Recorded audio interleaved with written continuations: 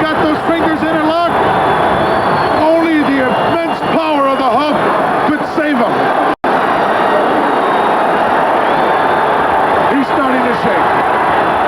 He's got to reach down inside for that little something extra. Look at, he's powering his way up. He's made it through its knees. That takes the effect away from the hole. Hulk Hogan now stands up with a Sheik and rams him into the top turnbuckle. Fans are going wild, and I'm so excited. I don't even want to talk. I want to watch the match. Sheik going up.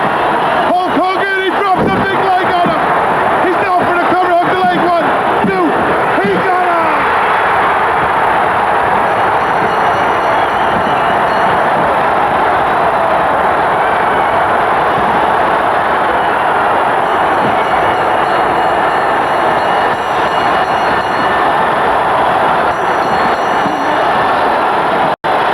We have a new champion as Hulk Hogan lowered the boom on the Iron Sheik.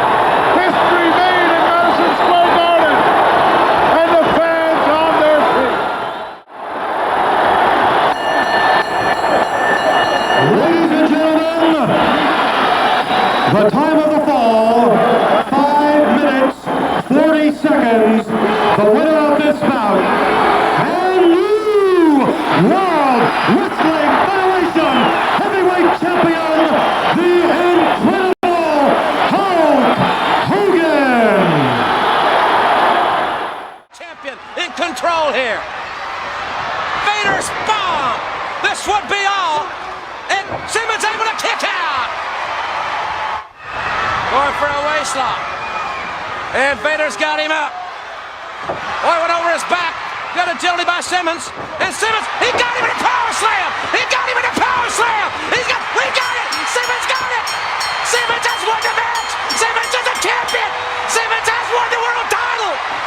Ladies and gentlemen, the winner and new WCW World Heavyweight Champion,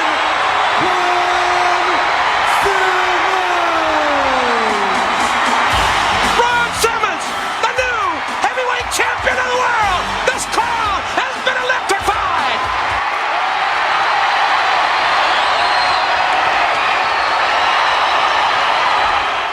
Okay, we're in the dressing room right now with the new world heavyweight champion, Jerry the King Lawler, who just won the world title from Kurt Hennig. Now that some of the noise has died down and some of the well-wishers have died away, you're about ready to go to the shower, Jerry. It occurs to me that we've watched you from the front end, and it's been a 14-year quest for this world heavyweight title. It has been a dream and an obsession with you. Can you put it into words how it feels now to finally be the world champion? Lance, it's something that I guess I've probably 1,000 times throughout those 14 years, I've thought about what I would say in this situation, what it would feel like to hear you, Lance Russell, call me the world heavyweight champion, and what I would feel like and what I would say, and now that it actually happens, and I'm sitting here with the world heavyweight championship belt in my hands. It's something I don't even know if I can put it into words, because it's like it's like the realization of a dream. It's like a lifelong quest, climbing a mountain that you thought you'd never get to the top of, and then finally realizing, here I am on top of that mountain. Jerry, I got to say that in times when you've had title shots, you've been 60 minutes with the great Jack Briscoe, and I could name bouts and bouts. There were times when it looked like you might have given up, but you never did. You never quit hoping for the championship. Oh no, I never quit hoping, and that's, when you give up, Lance, it's all over. And they're old sayings, and they don't get to be old sayings unless they ring true. It's quitters never win, and winners never quit. And the thing that gives you that little extra bit of incentive to not quit, and it may sound corny, but I don't care. It's the truth as far as I'm concerned, is the fans. We had, Lance, close to about 9,000 people out there tonight, and I'll be perfectly honest with you. There was a time Several times. First time, right after that pile driver, I thought it was over. Second time, when they busted my eye open early in the match, it messed up the vision in my right eye. I thought it was over then. But I knew deep down inside that if I quit, not only am I letting myself down, but I'm letting down all those 9,000 people, and many thousands of others that weren't able to be here tonight. I'm letting all of those people down. And those are the people, Lance, that make us, not just me, but any athlete. You're absolutely nothing. I don't care how big and how great you think you are. You're only as good as your fans. You're absolutely nothing without them. And there's no way that I've come this far and got that close that I was going to let them down tonight. The world champion, Jerry Lawler. Thank you, Lance. That sounds really, really good to hear you say that.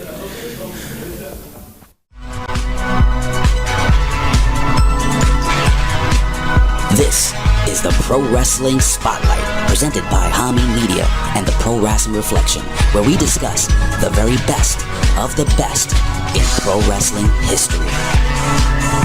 And what you gonna do when Hulkamania and the largest arms in the world run wild on you? The two soundest wrestlers in the World Wrestling Federation, maybe in the history of the World Wrestling Federation, are right here, right now. Mr. Perfect and the excellence of execution, the Hitman. WrestleMania weekend isn't complete without the Heartbreak Kid, and he is on his way. He put hard times on Dusty Rhodes and his family. They think they got the answers. I change the question. You will rest in peace. Get used to it in Ric Flair. Who you're looking at, the man.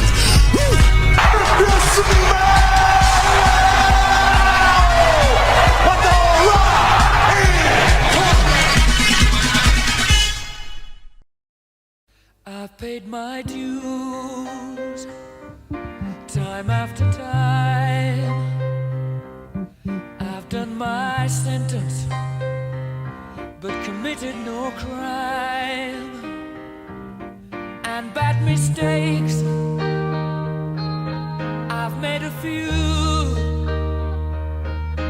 I've had my shadows and kicked in my face, but I've come through. I need to go.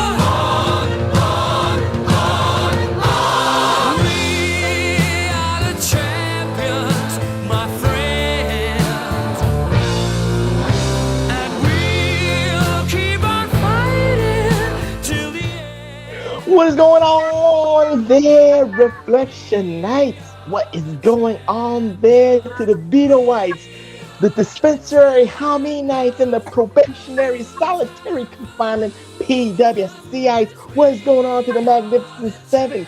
Shout outs to Donnie Day 1, shout outs to Philip Scott Wood. You know who you are, especially Donnie Day 1, who had a very heartfelt Facebook tribute post for me and TW personally. You know, he gets through the motions, you know, when he goes through his therapy, when he's trying to lose that weight. We're pulling for you, Donnie Day 1. We want you to get back to your high school weight of 175 pounds and 3/4 or whatever the case may be. So this way you can look down and see that schlong for yourself and for your wife and all that stuff. I know TW has been sliding in your DMs, giving you that rooting cheer for it and all that stuff. I don't want to know about it. I'm just saying. I just don't want to know about these things. Sounds like you got pictures. I don't got pictures, man. You got Describe pictures. his schlong like you were holding it. You said that his schlong is like a hockey stick. I don't know what the hell that meant. You said that. I got the DM. Yes, you did. Yes, you did. But anyway, neither here nor there. Reflectionites. Donnie Day 1, get where you want to go. Get to that 175 pounds. Philip Scott Wood, Gooch, the SNX Express, Michael Davis, Jeff Lippert. You know who you are. Greenpeace. Shout outs to all the Reflectionists and even the Reflectionites that are hitting on the Professor's YouTube TW. Yes, I got some fans who subscribe to my channel because I upload the content. What about you? Has the Rumble content I already told you. I put it on True Social and nobody even give a fuck. Jesus Christ. What's going on, you fucking Trumpers? Get on with the program. Get on with the Reflection show. But anyway, neither here nor there. I must introduce myself because I am banging like that. I must introduce myself because, again, I get younger every day. I get more beautiful every day when I introduce myself. I am the studious one. Do not yawn when I'm introducing myself, motherfucker. You just said you're getting younger every day, and I thought, oh boy. Jonathan Winters on Can I go on with the show? Can I go on with the show? Thank you very You much. fucking started talking to me. All I did was yawn. Because you fucking yawn when you. That is so rude. That is so disrespectful. Like I planned the yawn. Yes, you do. You do plan a lot of shit. But anyway, can I? You just did it right now. That was a fake yawn. That was a fake yawn. Anyway, I am the studious one. I am the effervescent one. But most importantly, I am the glorious one. The only objective man in this IWC, YWC, solitary confinement, PWC punditry. The only objective man in this political hemisphere. The only objective man in this X-universe. Your friend of mine, the Professor Chabebe Cruz. And I'm not here alone. No. I am here with not one, but two people up in this biatch. And first, let me introduce the guy who is, his attendance has improved. 2 out of 2 weeks. 2 out of 2 weeks in fucking 4 years. He's got a gold star with the professor. He is the man from Florida. He is the HVAC king of South Beach, Miami, Florida, and all that stuff. He was part of the Vince McMahon Kiss My Ass Club, but you know what? I'm gonna be transparent. I'm gonna be transparent with all the Reflectionites. He was the one that was keeping tabs on Janelle Grant. That's why you didn't hear him on this show for about. Yeah, he's the whistleblower for the Janelle Grant case. But anyway, he's your friend of mine. It is the prodigal one himself, JB. Welcome back. 2 weeks in a row. God damn it, gold star for you. The prodigal son is back with the baby face turn. Glad to be here, man. I mean, what a treat for me. It's an honor for me to be here. Not only am I with the most scholarly person in the IWC, YWC, I'm with the most wonderful person in the IWC, YWC. And TW, I got my counter ready to see how many times you're going to put that index finger and you're going to put that thumb close together, Lex Luger-like. I got my counter ready to go. We're happy to be here, guys. Happy to talk wrestling with you guys. And of course, I'm here with my brother from another mother, the man who's already having the rain come down on him, just like Diddy makes it rain on his face. He is your friend of mine. He is the undisputed one. He is Mr. Wonderful. He is the Detroit Rock City Universal Heavyweight Champion of the World. Woo! Tommy Wonder now got the fireworks. God damn it. How are you doing, my friend? Let me tell you something, Professor. This is a Monday, and it's a breaking news Monday that will be a week-old news by the time this airs. What's so breaking news? That's no offense to you, no offense to JB, but my favorite podcaster is now the deputy director of the FBI. That's not breaking news. He broke it himself. Well, I'm telling you, on Monday, I watched his first of his last 2 weeks of shows. I watched it today live. Also got this in the mail today. That's for Ray. That's a Chase. Because her regular is in that bondage gear that Professor also has the same outfit. Then that's the Chase U Unlimited Edition or whatever, right? Yeah, but it's a Chase. Like, it's not the normal figure. The normal figure is that black lace. No. I'm saying Chase U because they disbanded, so now they're worth something. Right. And they let go of one of them. Oh yeah? Did you see that? That's from the infamous night. Or did I show this last time? Yes, you did. You already showed that one. I didn't show it to JB. JB, you're gonna. What was that? I bumped. Huh? What was that? When he came back in Hell in the Cell or whatever? Yeah. No. Yeah. Survivor Series. Oh yeah. That's what I meant. Yeah. And he walks out at the end. War Games. Yeah. Look in my eyes. Well, with that being said, and shout out to Deb. Do you guys know this pretty awesome story? How do I know the story if you're going to tell it? Right before Punk came back Survivor Series, he's trying to keep it all kayfabe, doesn't want anybody to know. I think a lot of people at least hope for it. People claim to know it, but nobody knew, right? Because I guess he showed up at the building without a contract. He just showed up and said, let's get this, let's make it happen.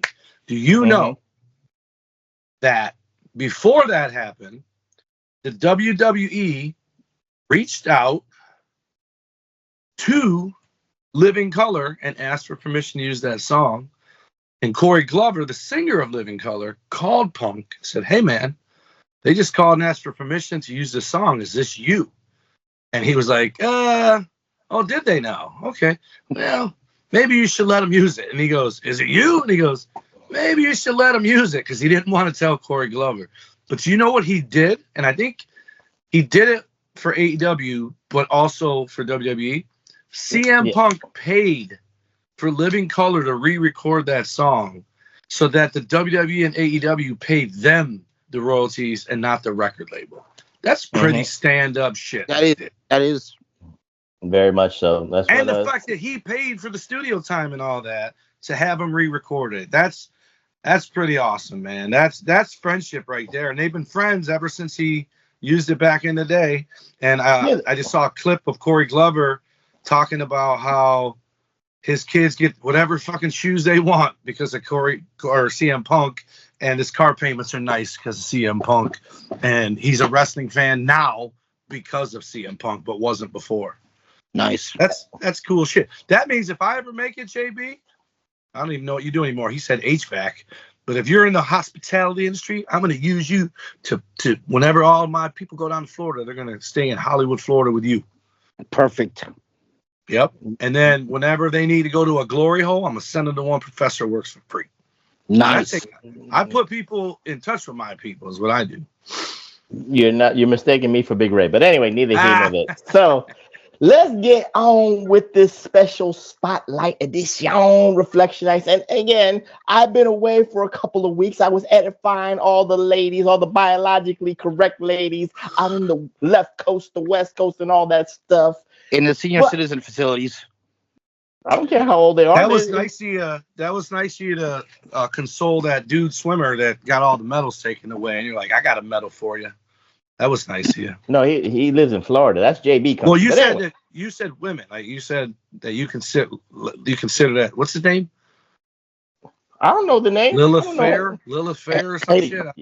Professor, I just want to ask one question before we move on. He's blushing too. Do you remember your first blowjob? Yes, I do. How'd it taste? How long did it take the guy to come? Yeah, double bat whammy. I wish I had a drum roll. I wish I had a drum roll. But anyway, can I get on with you guys?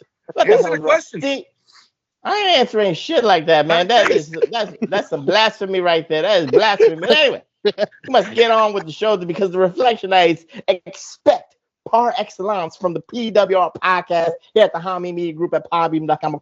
Okay, guys. Okay. Jesus. Yes, Christ. Let's get on the rail. I got a guy high on oxycodone. I got a guy on with Florida heat and all this stuff, and I'm the one that's being the straight guy here. But anyway, let's get on with this spotlight edition.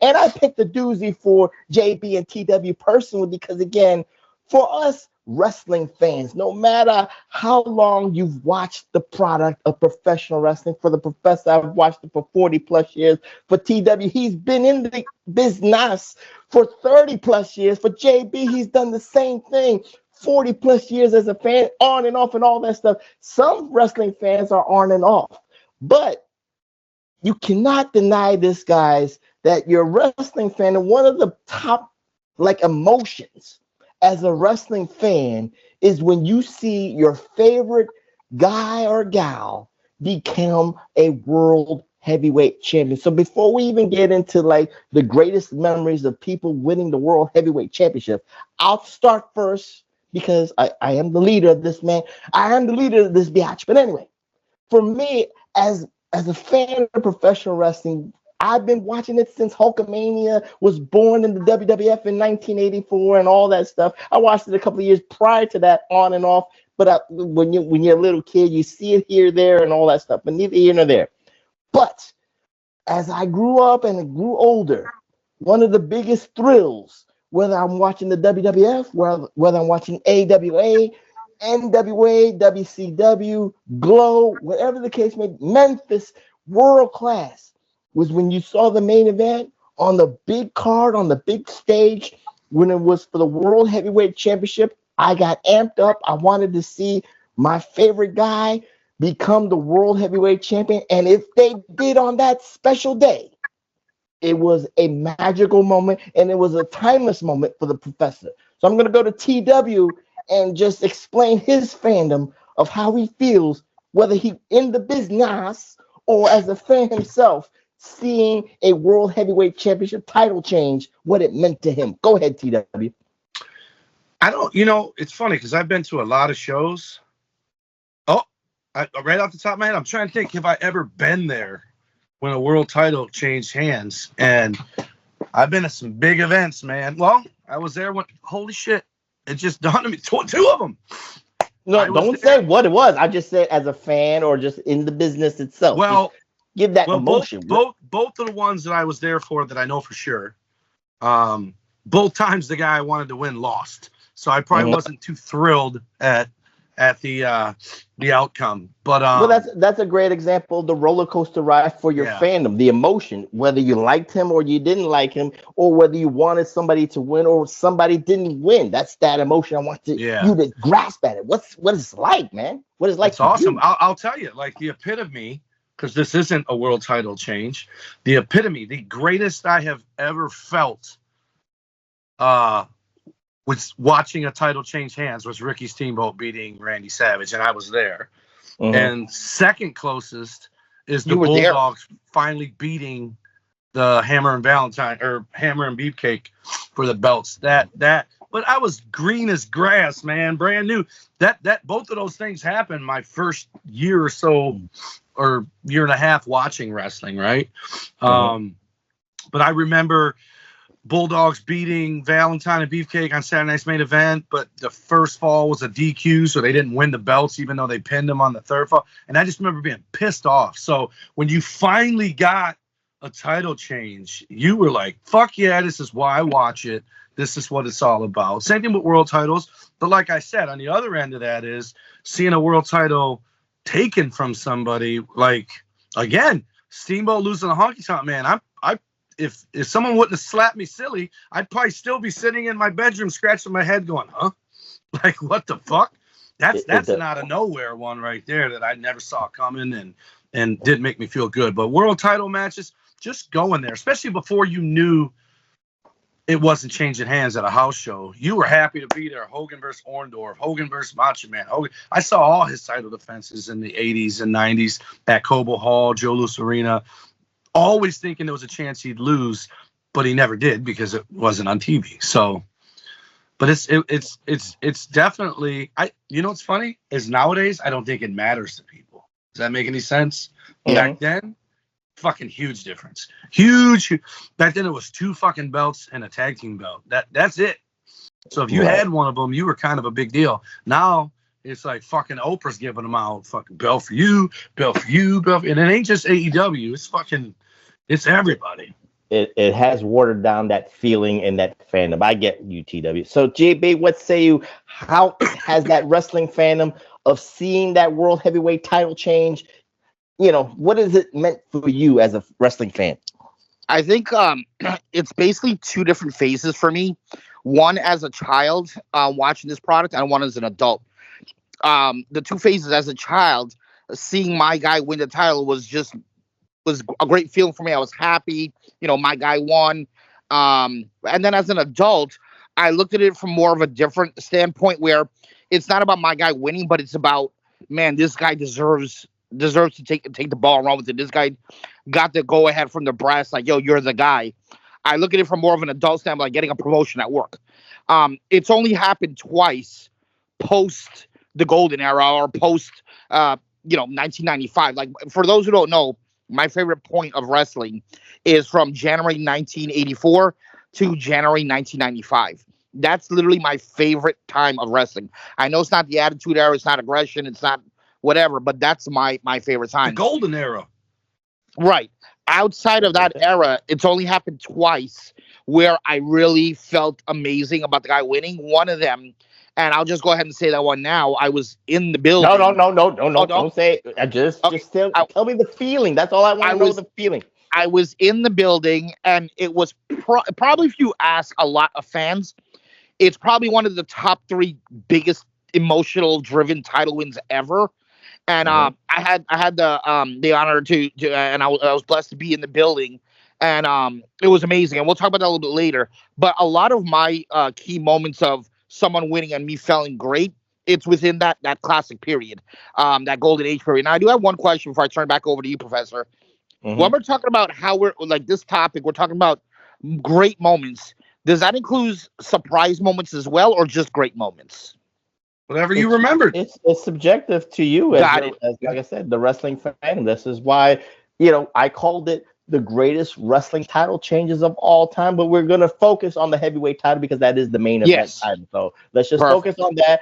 Focus on your fandom, focus on the booking or whatever the case may be. So with that being said, let me just go ahead and cross off one you ripped it off my list. Okay. Well, again, neither here nor there. That's subjective for anybody. But I will start it off because of my background settings for all the video Reflectionites who will see this on my channel. I'm going to start where, well, technically, Hulkamania did start in the AWA in 1982, but people kind of like forget that kind of history, Onyx. But for low-intensive purposes, layman's terms, Hulkamania was born on January 23rd, 1984 in Madison Square Garden when he took 5 minutes and 40 seconds to beat the Iron Sheik to become the new WWF Heavyweight Champion. And I did not go to Madison Square Garden and see it, but I saw it like on the delay on Saturday. I think it was called, it wasn't Superstars of Wrestling. I think it was called All American Wrestling, TWJB. But just to see it, just to see that atmosphere, the Tiger was playing, Gorilla Monsoon and Pat Patterson were on commentary. The fans were at a fever pitch in Madison Square Garden. It was like vibrations. You can feel the vibrations of the fans waiting for the moment because they were reading those aftermaths in the 80s. They knew about the incredible Hulk Hogan in Rocky III. They knew that this guy was something special. They knew that this man was going to take wrestling to another level in the 1980s. And when he dropped the leg on the Iron Sheik and you heard the 1, 2, 3 from that slow-ass referee, the thunder from that building, it was elation. I think even the AWA fans in Minnesota was like, thank God he won the belt. Thank God. This is what we wanted to feel like. And they were Rod in 83, guys. But I'm going to start with TW first. That electricity. And again, the moment where Hulkamania was supposedly born in January 23rd, 1984.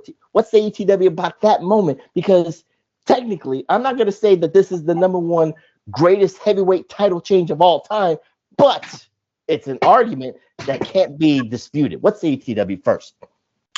First of all, I'd like to say this motherfucker just told you 84 to 85 was his favorite time period, and you just took the one world title change that happened from him. So no, I said 84 to 95.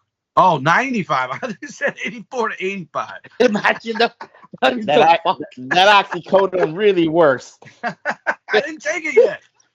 Go ahead, TW. Two things that I remember the most about this match. I know I just said 5 like Bundy, but one is when the Iron Sheik had him in the camel clutch and that crowd was fucking dead. They thought it was a wrap. This is when fucking the Sheik had Bob Backlund and Scaling through in the towel. So everyone's thinking, holy shit, he's going to fucking beat this guy too. Like his name's Gunther. And he stood up. And that's when you could just, like, even if you watch it on replay now, you can feel that building shake through your TV or iPad if you're watching it that way. And he backs him into the corner. I think he did it 3 times before the Sheik let go of the camel clutch, which again is a lost art because while also breaking his finisher, he still had to do a shit ton to break it. So it makes the Sheik still look good in breaking it, right? And then the second thing, which I've always loved, is, and some wrestlers do it today, when Hulk Hogan pinned the Iron Sheik, there's a look of joy on his face that is undeniable. He hooks the leg and he hooked the fucking neck. He had him almost in a cradle from college wrestling, high school wrestling, and he just looks like holy shit. And the funny thing is, probably wasn't a holy shit moment back in 1984. People winning it now, it's a holy shit moment. But I'm pretty sure Hulk Hogan didn't grow up wanting to be the WWF World Champion, whereas someone else, Shawn Michaels, super kicking Bret Hart, and looks like he's going to cry sitting in front of that belt. it's a different era 10 years later, right? 84. But everything about it, it feels legit. It feels like sport, not legit, meaning he beat him, not it was kayfabe. But it feels like sport. Everybody in the building's fucking elated, all the way back to the celebration in the back where Andre's dumping the fucking champagne on him and Mean Gene. It's an all-around great moment. But I don't know, it wasn't shocking, right? Like, people were probably... I think it was more the anticipation that we knew was coming. It was the anticipation. The momentum was there, and especially for the smart fans. So I don't want to take any more time. Too. Because didn't he have it for a month? He only had the belt for like a month. Well, the Sheik, he only had it for at least a month the most. But JB, what say you about the moment that Hulkamania was technically born in 1984? So I want to preface this by saying in real life at this time, I'm like 9 months old. So my fandom hadn't started yet. I was born in 83. However, the first time I got a chance to see this match, if you guys remember when you were younger, they used to make these Hulkamania VHS tapes, if you guys remember. And my aunt bought, and my aunt bought my brother for his birthday Hulkamania 4, and Hulkamania 4, which was released sometime after SummerSlam of 89. Sorry, the opening to Hulkamania 4 was Hulk versus Iron Sheik.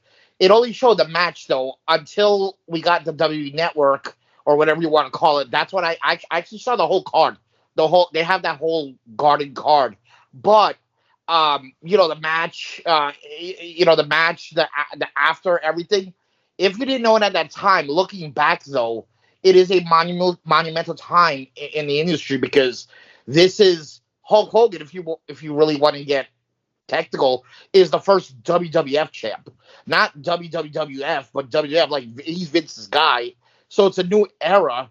And you could see like the magnitude. He's in the back. Andre comes to champagne, as you mentioned, TW. The picture behind Professor, that's his parents. They talk to the parents, and you just knew it was a big feel. So definitely, we can't make this list and not include that one for sure. Absolutely. So you know what, TW, you said you was in the building for 2 experiences. So go ahead, the floor is yours. Both of the greatest. Well, at least give me one. It's the same guy winning it. Go ahead. You said twice.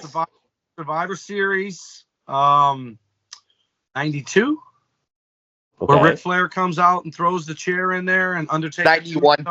91. That was 91. Mm-hmm. Yeah. Oh yeah, he won the Rumble in 92. It was when Flair first got there. So I was there when Taker beat. I believe. Huh? I believe it was the Joe Louis Arena. Yeah, it was. I was there. Doesn't matter.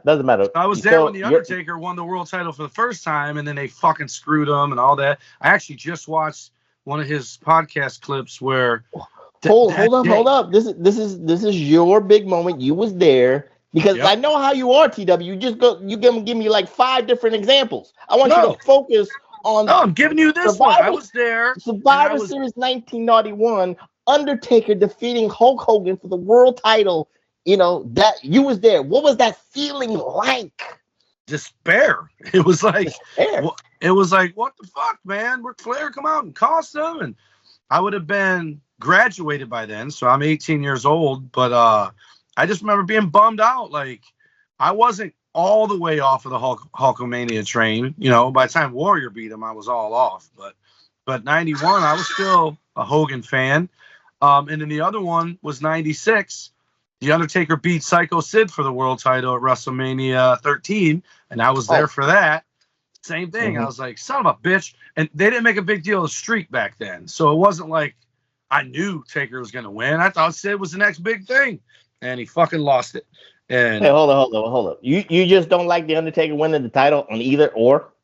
No. I'm a fucking huge Sid fan. Like, Sid is my one guy that I have no business liking because besides fucking telling the world he's chokeslamming the guy by looking at him and saying now, and his interviews being garbage, and he botches about as much as no. You can't get it was super cool.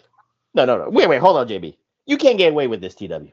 You're putting down. You're ripping on the Undertaker. 91 and 96, 2 different moments. One, I get the Hulkamania feeling. I get that. You know, I wasn't a true. I was off the Hulkamania train to a degree, like yourself.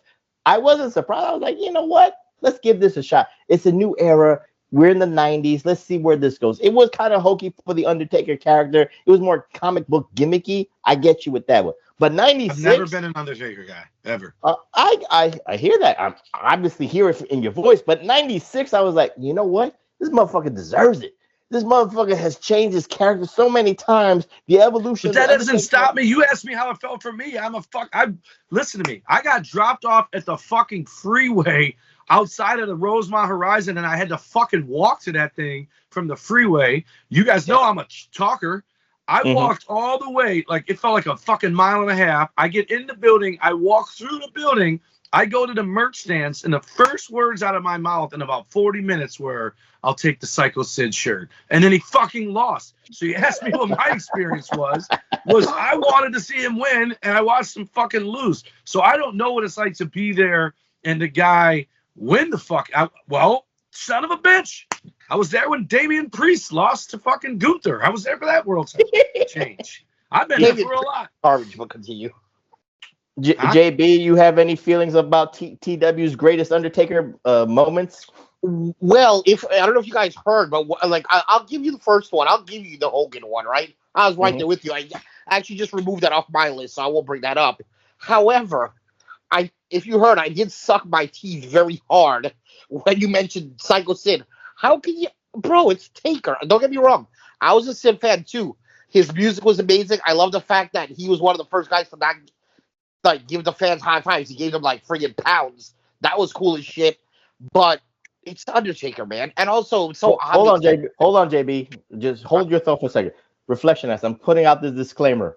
Even though it's subjective to JB, TW, and myself, we will disagree with each other because, like I said, I disagree with TW the way he's disrespecting the Undertaker's legacy of winning in 91 and 96 respectively. Go ahead, JB. I'm sorry. Go ahead. The last thing I want to say is I just feel that the reason why TW was against Taker in 96 is because he was so salty that 5 years before Taker beat his hero. And I understand that. And traumatizing and PTSD is a thing. So I bought a Sid I forgive you, t-shirt TW. at the event. We forgive you, TW. Sid had the belt for like a fucking month after beating Brett for it, I think. And yeah, 97. Yes, you're right. Yeah. Or something. It's 96, not 97. 97. Jesus Christ. I'm the professor for a reason. WrestleMania 13 was 97? Yes. Yeah. Yeah. I just never been an Undertaker guy. I got nothing against him. My one fucking cup of coffee with the WWE was hanging out with that guy all day, and he's an awesome dude. He was fucking hilarious. I got to wheel his casket to the ring, but I just was never a fan of his. Imagine Reflectionites, TW's hanging out with the Undertaker in the back, and you'd be like, yo, Mark, I hated when you won in 97. Why you got to beat Sid while I'm there, man? Yeah. You know what I did tell? You know what I did tell? No, JB. No, TW. Wait. We got to give respect to the man who's had 2 weeks of great attendance. So hold your thought, TW.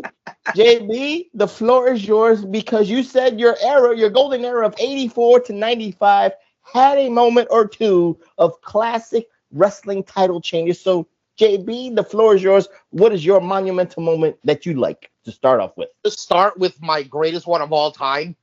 And it's the only time in the history of wrestling. I won't say the only time I ever shed a tear. I'll be man enough to say that. It's not the only time I ever shed a tear, but it's the only time I ever shed a tear on a title change. And you guys all know Bret Hart is my favorite wrestler of all time. Despite whatever talks of him, I still love the guy 100%. It was 1994. Bret Hart finished fighting Owen Hart. Leg is fucked up. Comes to fight Yokozuna. There's no shot in hell he's going to beat Yokozuna. Yokozuna's already beat him the year before. Bret Hart's on one leg, and he comes out with the victory to win the title.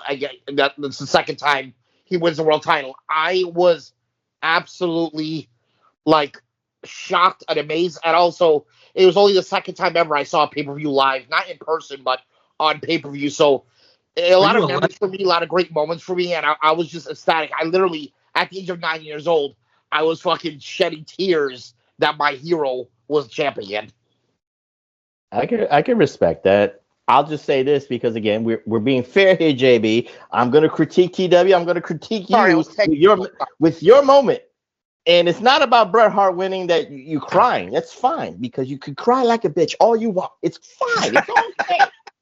But I will say this: I was 10 years old. I know that. You I'm just said saying. you were 9, you liar. No, I was 10. Again, neither here nor there. But for that match in particular, that was actually a flat match in comparison to WrestleMania 9, JB. I did not like the way that they did that stupid Yokozuna. Like he slipped off. For some strange reason, he found a way to slip off the second rope. So Bret Hart could win. I didn't like that personally. But I did like that Bret Hart, they shitted on him in 93 with the Hogan shit. I get that. Hindsight's 2020, JB. I'm with you on that. I just wish that he would have won more better in the underdog role instead of that stupid fluky Yokozuna had oil on his feet or some shit like that on the second rope when he fell. It still protected Yokozuna, number one. That did not protect Yokozuna. At 10 years old, I'm critiquing, fucking giving out 5 stars and shit like Meltzer. I'm not giving out 5 stars. I'm just, again, the disclaimer is we're being honest on our members. I'm gonna be the devil's advocate. I'm gonna be the referee here. Go ahead. You asked him what his fucking favorite was, and it was that at 10 years old. And he believes in kayfabe. He believes in Joe Hendry. And we need a shirt for JB that says it's still real to me, damn it. He believed Owen fucking ruined his hero's chances of becoming the world champion again. And he overcame the odds and beat him. He liked the story. He didn't say he liked the finish.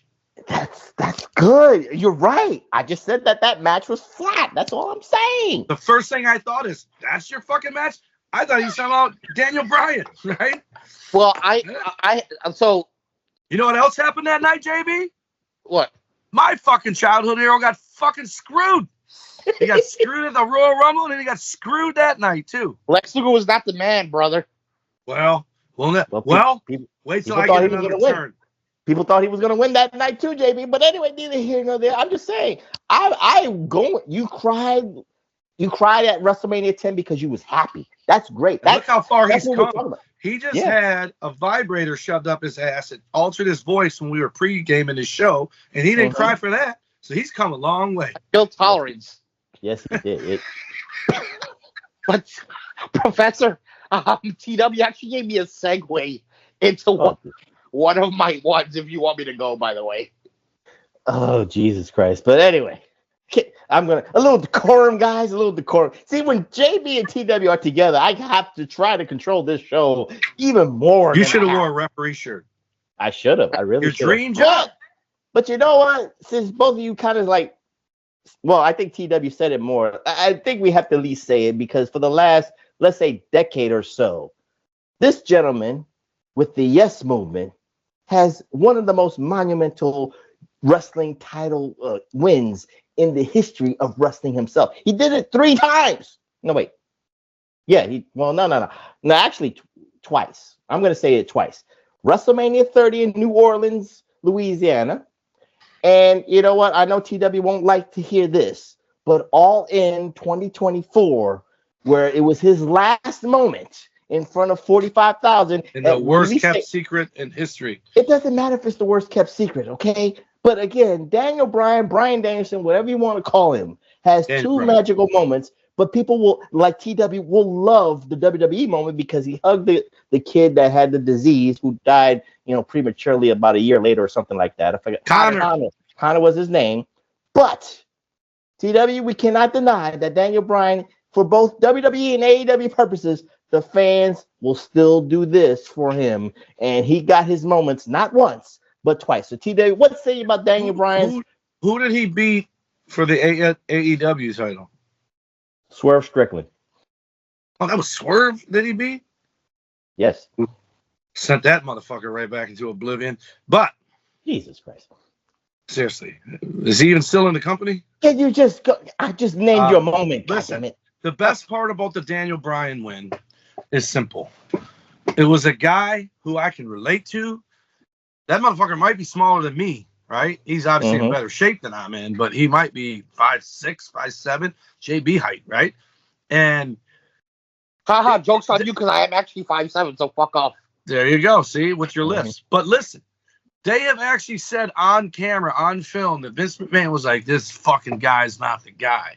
and the audience was like, "Fuck you, hold my beer," and they caught the fucking yes movement. Like it, the closest thing to it now, I would say, is the fucking yeet, but I don't think he needed the yeet movement. You know what I mean? Like Daniel Bryan was always fucking this close, and then fucking they just never did nothing with him. And finally, the audience is like, "Fuck you," and they took over the fucking show every week, and so finally it paid off. And again, I had already been in and basically out of the business by the time this happened. I don't remember what year it was, 15, 16. What, he won the title in WrestleMania? It was 2014. 14. So 2014, that's fucking 20 years after I started wrestling. So I've been there. I've seen the puppet strings. It's different for me to watch it now. And I can promise you that when I saw, was it Benoit was with Triple H and Michaels. He was with Batista and Triple H, right? Yes. Mm-hmm. So him versus Batista and Triple H. No. Matches, right? No. He opened the show beating Triple H. Yes. Then he ended the show beating Batista and Randy Orton in the triple threat. Oh, it was a triple threat with Randy Orton.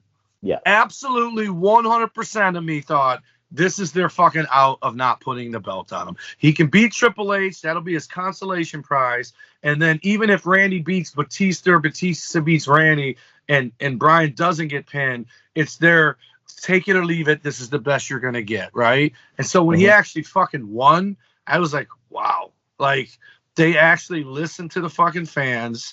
The place went fucking banana. And I don't know that it was a successful title reign, but it's not about the reign. It's just about the moment.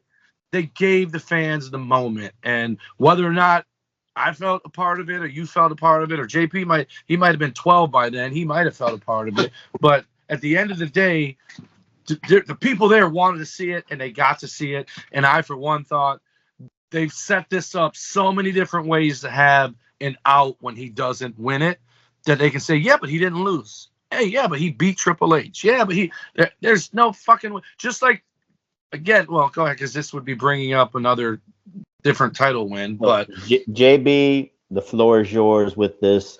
Again, this is what you was talking about earlier in the introduction. You said that you had a feeling like Bret Hart as a 10-year-old kid. Now this is a great example of you being the adult fan, not looking at it for a fandom purposes, but maybe booking and just saying this guy is over and all that stuff. What say you, JB, about Daniel Bryan winning at WrestleMania in 2014? Really glad you guys are bringing this one up, because as I mentioned, I have quite a few that were in that golden age period, but I have two as an adult for different reasons, and this is one of the two. And I was lucky enough to be in the building for this one. It's one of the 4 WrestleManias I've been to, and I will tell you, leading up to this, the Raws and everything, the crowd was just, you didn't see anything like this. The last time you saw something like this was so cold, and honestly, I don't think we've seen anything like it since. And I know TW brought up Jey Uso, who I'm a big fan of. I'm eating all with him, but I think a lot of his over has to do with the song and just the whole package. I love the guy, don't get me wrong, but if you take that song away, I don't know if you're getting that same kind of reaction. But that's nor here nor there. The whole weekend of WrestleMania weekend, I'm talking about the Hall of Fame show. I'm talking about Access, which they call the World Now. Every event I went to, it was just yes the whole time. I got to WrestleMania at the doors probably about 2.5 hours before the show. Everyone was nonstop yesing the entire time we were outside. It was nonstop. So we go, obviously Daniel Bryan opens the show, he beats Triple H. Like TW, I figured they made it a 3-way match because it was their out. Batista was going to win the title, and this was their out. He got screwed over. So I never expected him to win. Not only that, I don't know how this came across at home on television, but let's not forget, Undertaker's streak ended that same night. And when that happened in the audience was very, very flat for the rest of the night. I don't know if it came across television. But it wasn't Undertaker second from last, and then they had to follow it? I think there was a women's match. Second from last, and then the women's match kind of was a filler, and then the main event. Yeah, So and third I from tell last. you, I Third was from there. last, Professor Math. You know, all right. I was there, and I just said it was a women's match. I cannot tell you one thing about that match, who was in it, who won, whatever, You because say no you one rubbed gave a one out. fuck. Everyone was still talking about what just happened. Right. And then the Daniel Bryan match comes on, and everyone is so drained. Like, it's like an adrenaline dump.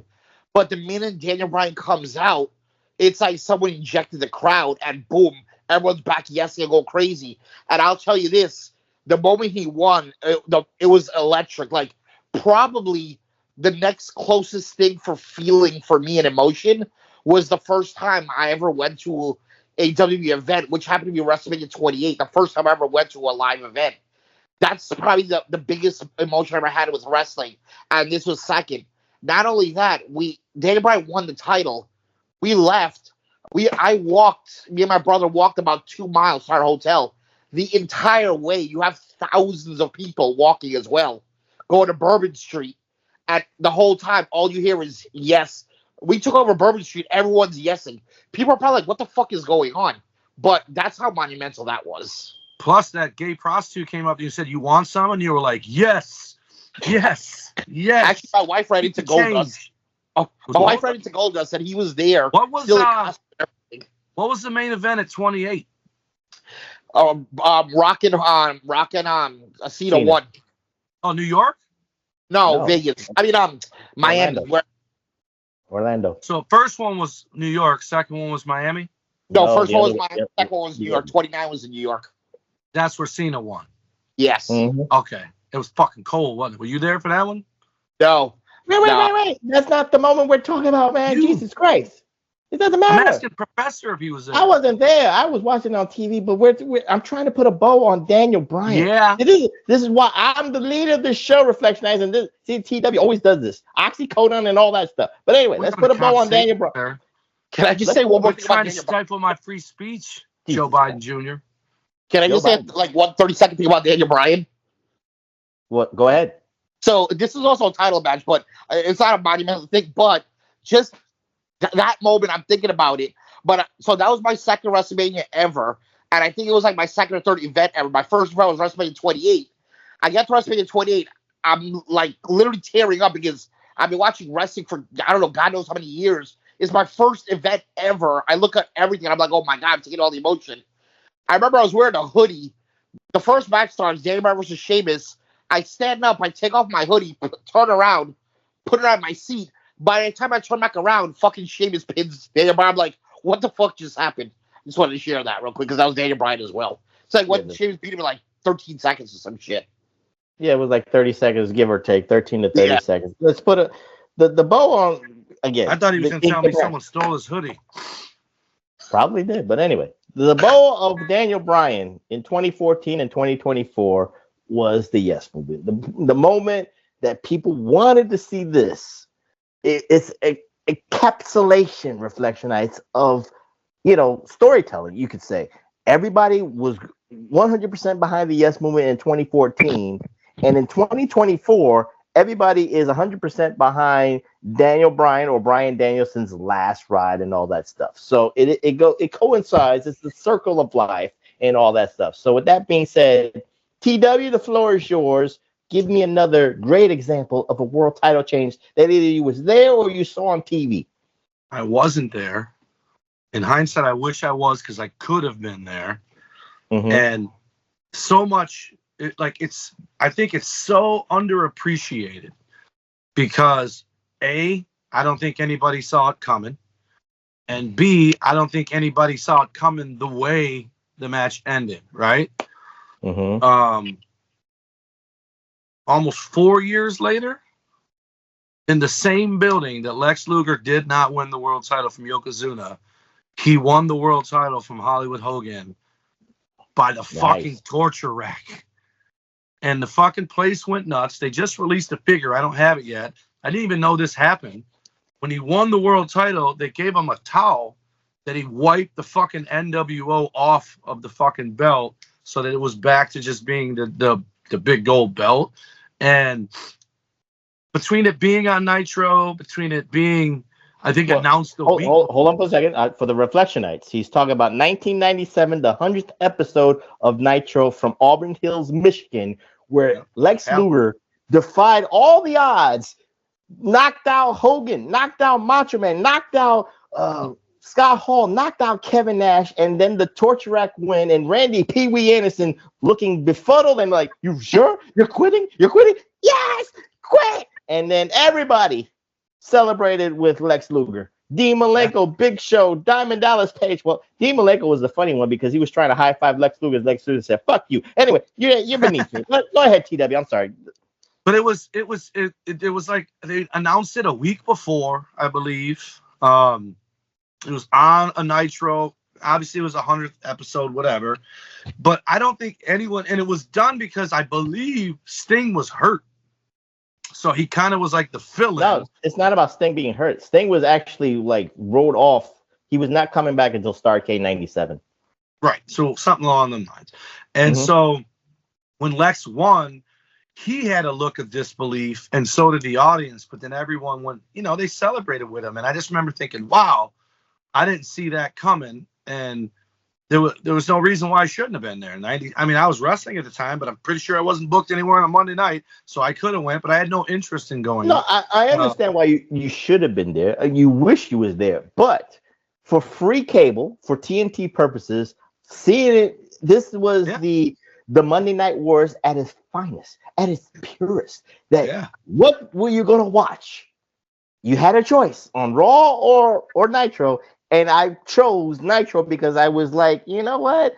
I know this is a little bit different.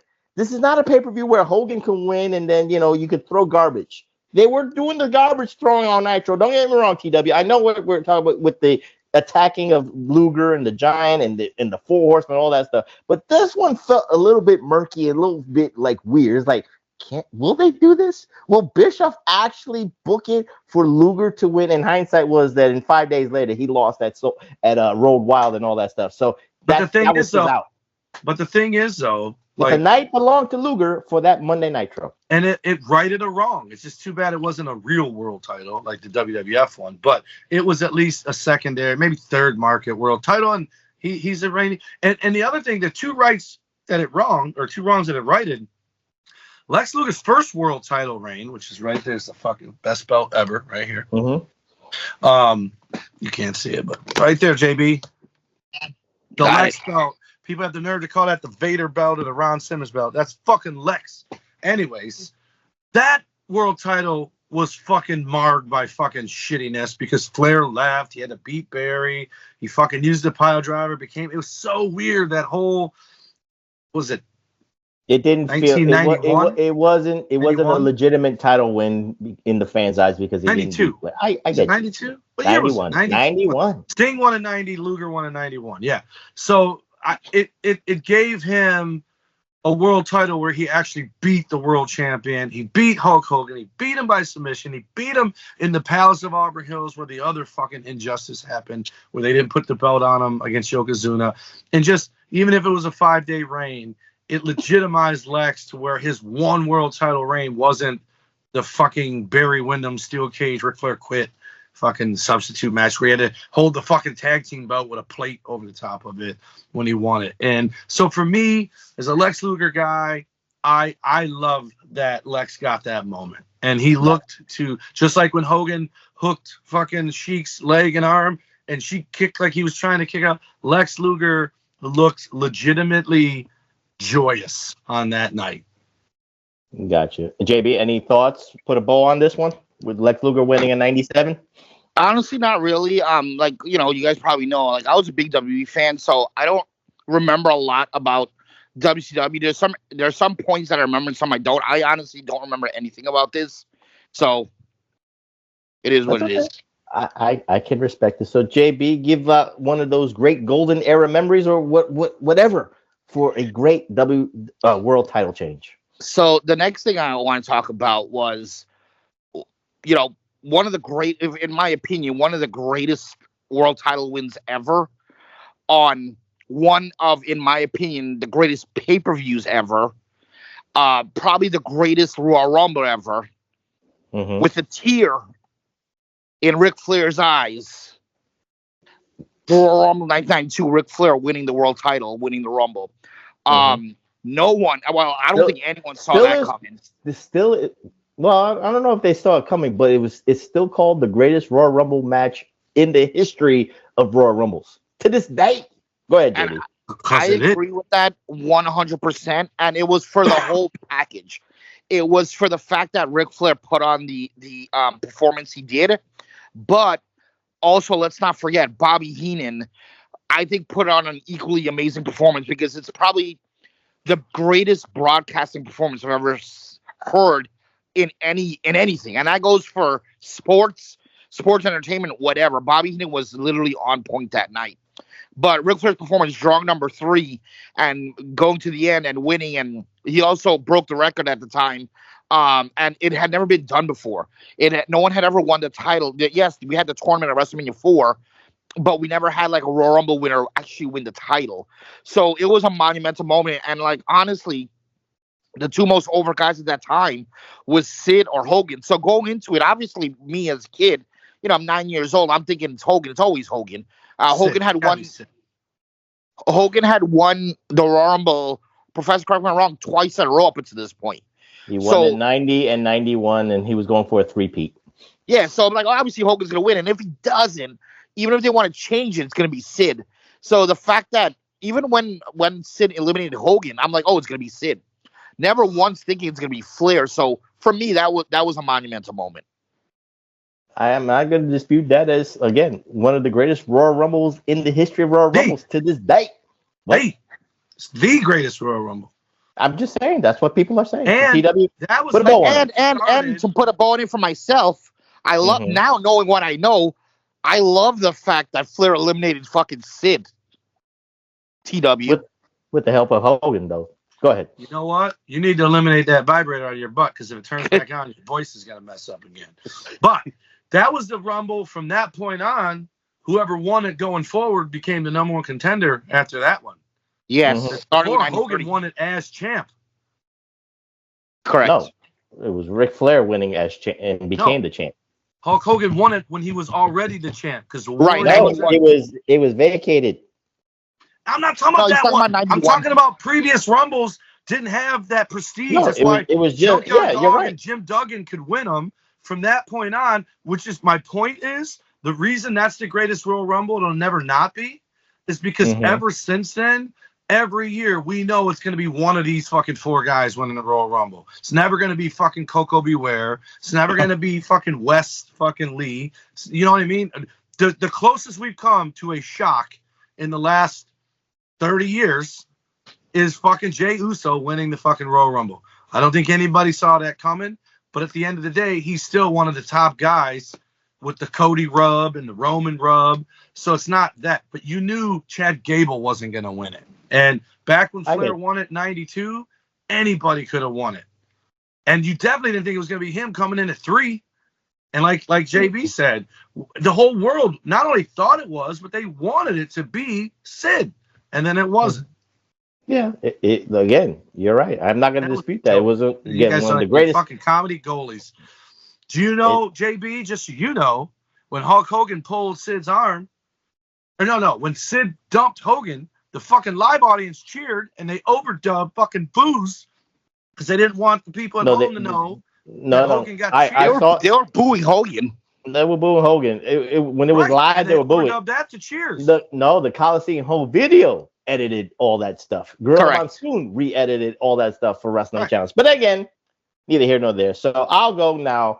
And since we're recording still in February, and this will get dropped depending on Big Ray's schedule, this will drop in March, even though it is Black History Month, guys. So I want to at least give not one, but 2 moments in Black history of greatest world title changes or world title victories, whatever you want to call it. We got to celebrate 1992, where Ron Simmons defeated Big Van Vader to become that WCW World Heavyweight Champion. And of course, in 2019, Kofimania was born, in WrestleMania where he defeated Daniel Bryan when everybody was cheering for Kofi Kingston to become the World Heavyweight Champion. Again, for Black History Month, we got to celebrate those two monumental victories. And again, at least for the Kofi one, guys, what's more monumental is not only for the fandom, but thank God for YouTube, guys. And the reason I say that is when you see like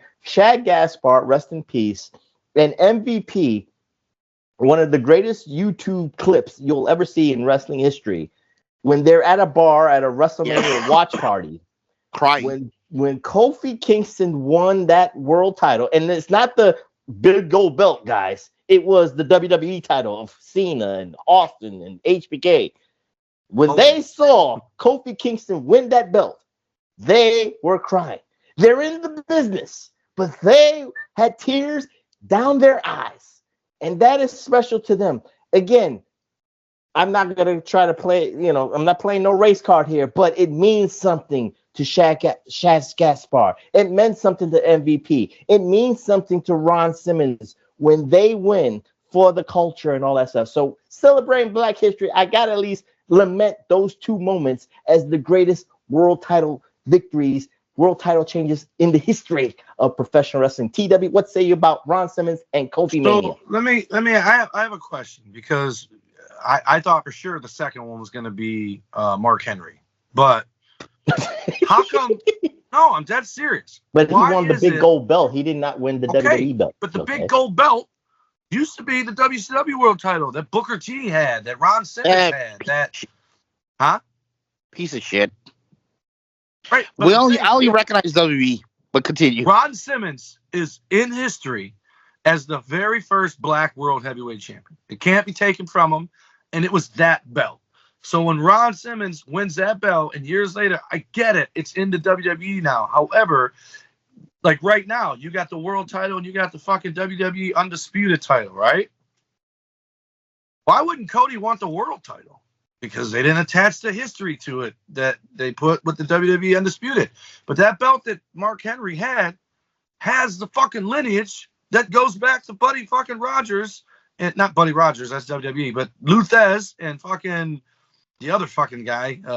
It depends on who you say, because again, the NWA stuff, they took that history away from that belt. Correct. Honestly, it's honest. Okay. I'm not even joking about that. NWA is taking that history honest away from it. That's my answer. But I just that gold belt, the big gold belt has WCW lineage from 1991 with, like you said, there is a lineage of that belt with Ron Simmons, yes, and Booker T and Mark Henry. I got you, but it felt different when you see Shad Gaspard and MVP crying. But I'm going to tell you why. I'm going to tell you why. Go ahead. Because Chad and MVP, if in fact they grew up wrestling fans, which I've said this on this show before, I grew up in Detroit, usually the only white fucking kid in my school, in my class. I never met a black dude who wasn't a wrestling fan when I was a kid. That's what the reason I became a wrestling fan is because some girl brought a wrestling magazine to school. I was a class clown, and all my friends went over to her because she had the book. So I went home that day and told my mom I need 2 wrestling magazines. And I went to school the next day with 2 and got all my friends back and all my look as me attention. And then I was like, fuck it, I might as well watch this shit. And I started watching wrestling because of that moment. So Chad and MVP probably grew up WWE fans, especially if they're from the North. And so to them, it's Hogan, it's Brett, it's Flair, it's all these fucking dudes, Sheik, Pedro, all them, but never a black dude. So for them, it probably was a far-fetched dream to one day be the world champion, and to see their friend do it was good enough. I can relate to that. I got friends on this fucking wall here that made it to the WWE. I'm not mad that I didn't make it. I'm happy for them. Whereas I came up with guys who fucking talk shit about these guys and say the reason they didn't make it is because these guys cut them off, whatever. I will agree. always be happy. I agree with that, but again, like I said, I'm not trying to play the race card, but it's not a race card. It's relevant. It's relevant to say for Shad Gaspard and MVP and any black wrestler in the business, fucking wrestling fan, and a wrestling fan too. There was a black wrestling fan crying when Ron Simmons won that WCW title in 1992. And it was me. These two guys. It was me. I was just really tan. Jesus Christ. All right. But anyway, I'm just saying it feels different for the culture and all that stuff. JB put a bow on this too for But hold on, Ron Bobby Simmons. Lashley And will tell you to stick it because we're past that. It's just. Well, Bobby Lashley won the big gold, which I always thought the big gold was the consolation prize. Again, this is coming from a WWE loyalist. Won the ECW belt, and then he finally got the WWE title in 2020 during the pandemic. Right, but not like it is. Not the first Raw with Trump and all that, right? No, right? Yeah, no. Well, he did. In 20, he won in the COVID era. The Hurt Business. No, in but 2020 previous to that, he never won like the belts, right? No, he didn't.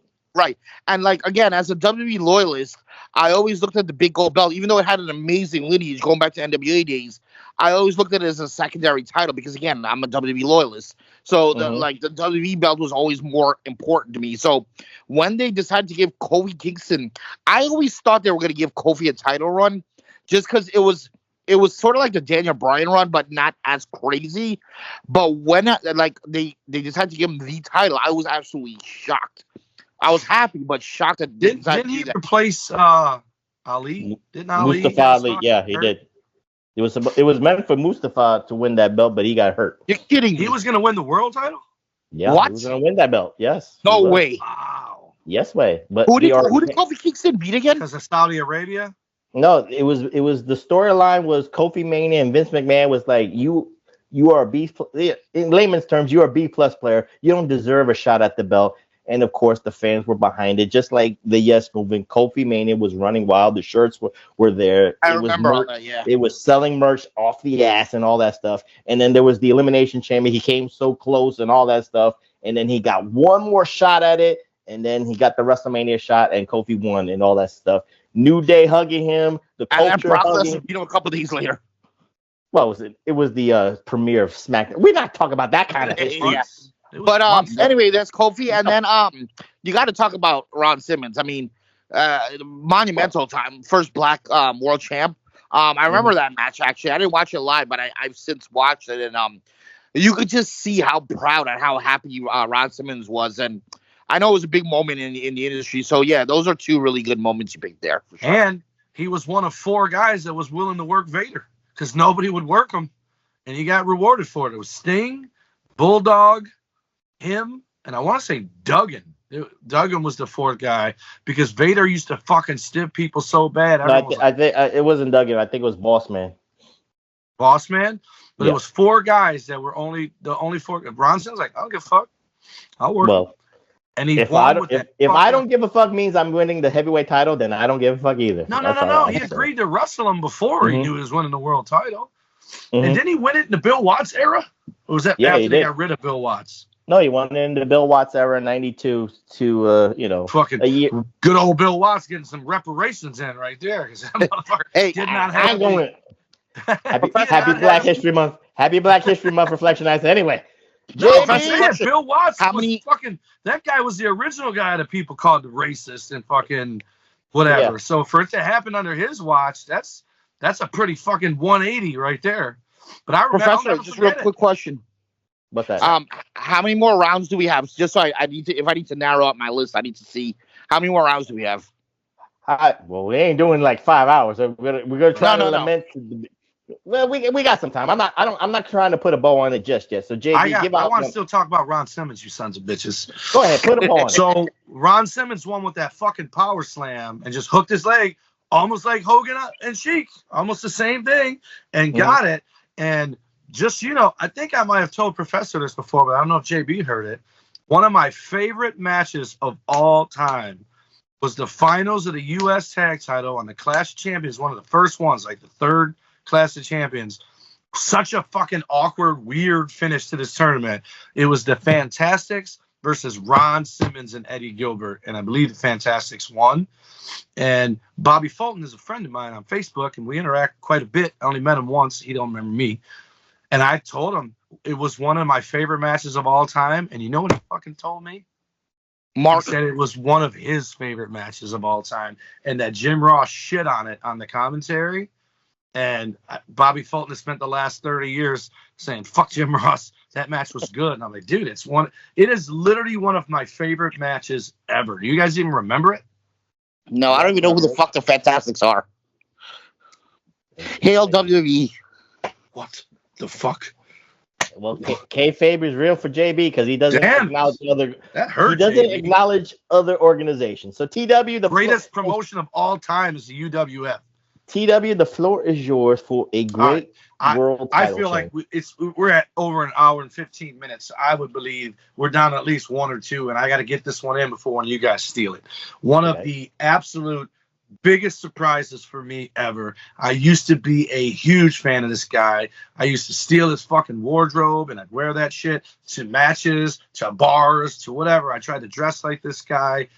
For this guy to be one of the fucking 4 dudes in the fucking unification match, you thought for sure he was going to be the guy that got beat clean and beat quick. For him to beat Y2J, you want that one?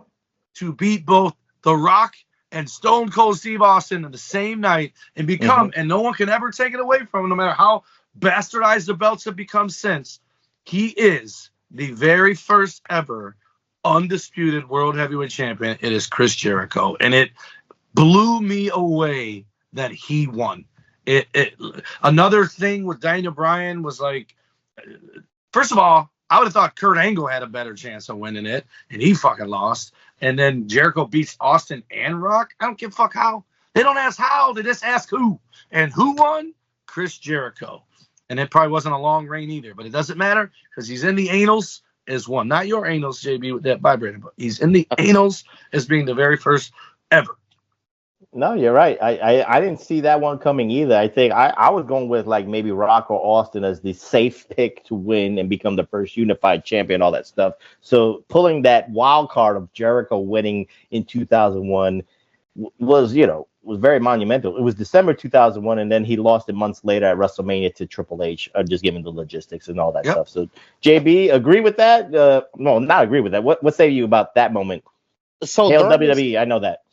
Yeah, during this time, I wasn't watching the product. Because I kind of left after like 99, 2000. But you got the network on the cock. You got the cock. So. No, that's what I'm saying. So I've since went back and saw this, and I'm gonna tell you, going into this match, literally there was a 50% chance Rock wins, 50% chance Austin wins, and I just figured Jericho's there for filler.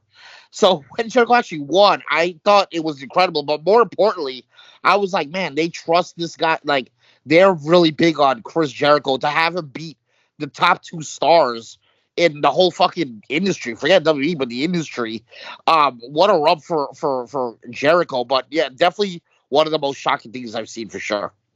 His debut is still, to me, one of the absolute best done fucking countdown. The clock, like, obviously we love the fucking Razor Ramon vignettes, the $1 Million event, but that, and then you run the risk because you haven't showed this guy one fucking time that when that clock hits 0 and he comes out, that people are like, who the fuck is that?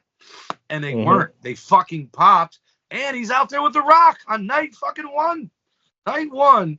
And to go on and become the very first, tell me he doesn't, like, we've talked about this a million times, JB, and you weren't here because for 4 years you told us, I'm going to be on it this week. I'm going to be on it. And finally, 2 weeks in a row, you're here. But there's one guy that we both idolize. I got tattoos of that motherfucker right there. There's no doubt in my mind he regrets going to WCW. There's no doubt in my mind Chris Jericho does not regret going to WWE. If he does, he's a fucking liar. And he doesn't regret going to AEW, becoming the first AEW World Heavyweight Champion too. So it's monumental there. He's the first unified champion that you can't dispute. Saying he was a fucking Memphis World Champion. It's not a world title. See, that's the problem with you. You never see you and JB with this WWE brand loyal. Man. The NWA, the AWA, and the WWF. That's it. Those are the 3 world titles. The fucking Japanese belts are fucking island championships. They're not no fucking world championships. That's some subjective bullshit. That's why they call it IWGGP champion, because it ain't a world champion. All right. With that being said, JB, the floor is yours. Give out a great title change moment in your history fandom.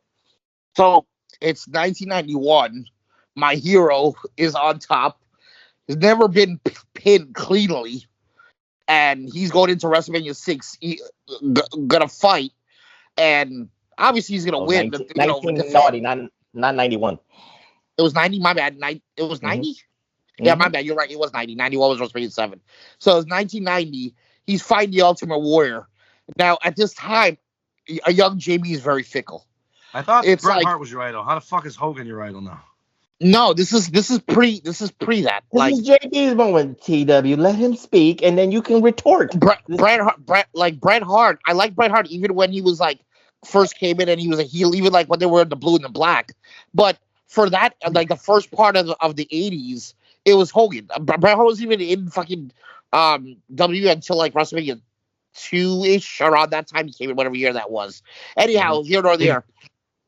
So I was a Hogan guy, but it was like Hogan was like that long-term girlfriend that you have, but then like Ultimate Warrior was like the new girl in class, like, oh, what's she about? And I was very fickle at the time, like who I like wanted to really back. So going to that match, I was rooting for Hogan, but like when Warrior won the title, I was absolutely shocked. Not only that, he pinned him cleanly, which we had never seen on WWE television. So he pinned him cleanly, and I didn't even know how to feel. I was so confused because I liked Warrior, but also I liked Hogan. It was just a weird time, but in the history of wrestling, monumental time, Hogan lose cleanly for the first time on WWE television. So that was one of the greatest title wins, I think. And Warrior, again, like the crowd was backing Warrior. Like going back to Royal Rumble 1990, you could see the crowd was behind Warrior. So yeah, you saw the momentum for the Warrior popping up, but the Sky Dome was a great example of 50-50 fans. 50% Hulkamaniacs and 50% Warrior fanatics and all that stuff. JB, you're right. War Wallace. Yeah. Whatever. But anyway, the atmosphere was electric because whether you was wearing the tassels and having your face painted or you still was wearing the yellow and red, you already threw your cards out on the table saying, this is my guy.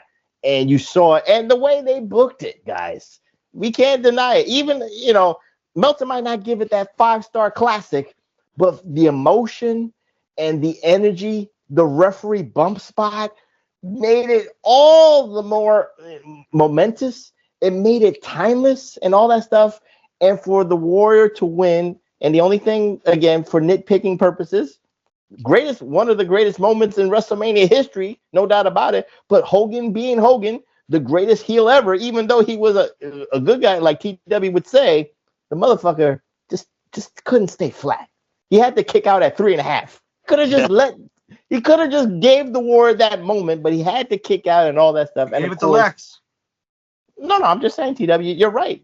Hogan's the ultimate heel. He just did not want to give the Warrior the ultimate rub that he deserved, winning with the splash and then kicking out at 3.2, 3.5, and all that stuff. TW, I know. And then trying to steal the show at the end. That too, yeah.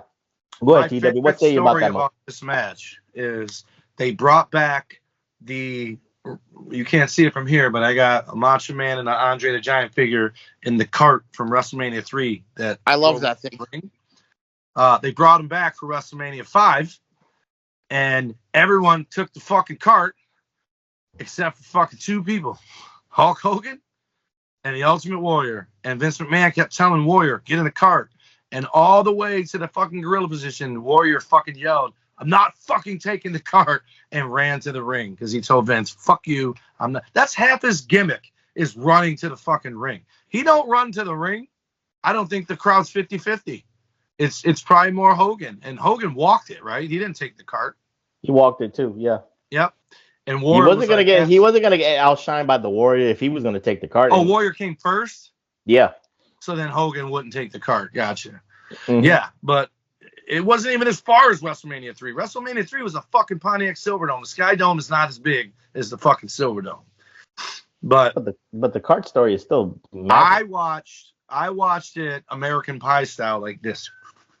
When pay-per-view was on the fucking regular cable, but you couldn't see it, but you could hear it. And I called the hotline to find out the Warrior won. But I meant, hey, I got ink of that guy, so I was down for the cause for the Warrior winning the belt. It's just sad that Hogan. I'm still gonna be a fucking Hulk Hogan apologist. I don't give a fuck.